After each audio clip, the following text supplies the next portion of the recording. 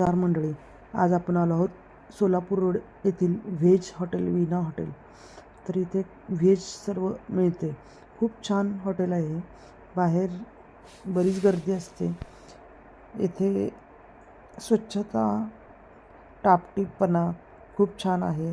तसेच आतील रचना सुंदर आहे. येथे शिवाजी महाराजांचा जी मूर्ती आहे ना, ती मला खूप आवडली. खूप सुंदर अशी मूर्ती तलवार घेऊन उभी होती. इतकं छान वाटलं, खूपच छान. सकाळ सकाळी इथे नाश्ता खूप छान मिळतो. तर हा